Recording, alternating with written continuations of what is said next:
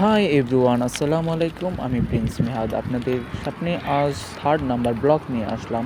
তো ঘুম থেকে সাইকেল দিয়ে বার হয়ে গেলাম একটা ব্লগ বানানোর উদ্দেশ্য।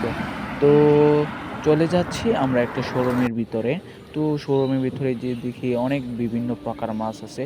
তো বিভিন্ন প্রকার মাছগুলো আমি দেখতেছিলাম। প্রত্যেকটার নিচেই প্রাইস লেখা ছিল। বিভিন্ন রকমের মাছ, বিভিন্ন রকমের প্রাইস লেখা ছিল। তো এইখানে প্রায় আমি ৮০ থেকে ৮২ প্রকার মাছ দেখতে পাইছিলাম। তো একপাশে দেখা শেষ হওয়ার পরে আমি দেখি আরেক পাশে আরও অনেকগুলা মাছ রয়েছে। তো দৃশ্যটাও অনেকটা সুন্দর লাগছিল। তো ছোট, ছোট মাছ, বড়, বড় মাছ আমি মেবি ওই মাছগুলার নাম জানি না। তো আপনাদের সাথে শেয়ার করলাম, দেখলাম। অনেকেই যারা জানেন কমেন্টে করবেন। তো অনেক রকমের মাছ দেখলাম। তো মাছ দেখার পরে আমার এক বন্ধু বলতেছে ওইখানে নাকি সাপ এবং অন্য জিনিস দেখা যাইতেছে। তো আমি শেষ করে অনেক রকম মাছ দেখার পরে আমি অন্যদিকে চলে যাই। তো অন্যদিকে চলে যাওয়ার পরে দেখি আরও অনেক প্রকার মাছ ছিল। তো মেবি আমি যতটুকু জানি কি এই মাছগুলো আমাদের বাংলাদেশেও অনেক জায়গায় পাওয়া যায়। তো ওই মাছগুলো আমি দেখলাম, কিন্তু প্রত্যেকটা মাছেরই একটা করে প্রাইস আছে।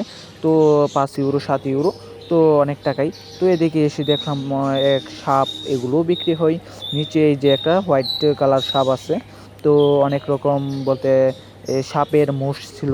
তো একটা বলতে এগুলোও বিক্রি হয় এই জায়গায়।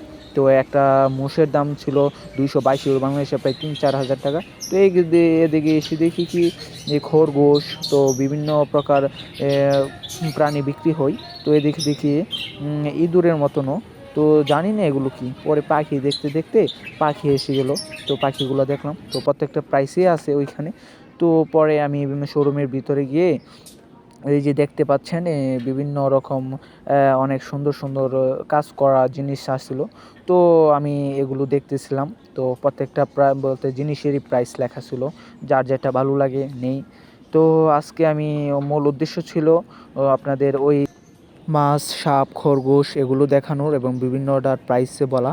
তো আমি বলছি, তো যাদের কাছে ভালো লাগবে ভিডিওটা কমেন্ট, লাইক, শেয়ার করবেন। তো সবাই ভালো থাকবেন। নেক্সট ভিডিওতে দেখা হবে। আল্লাহ হাফেজ।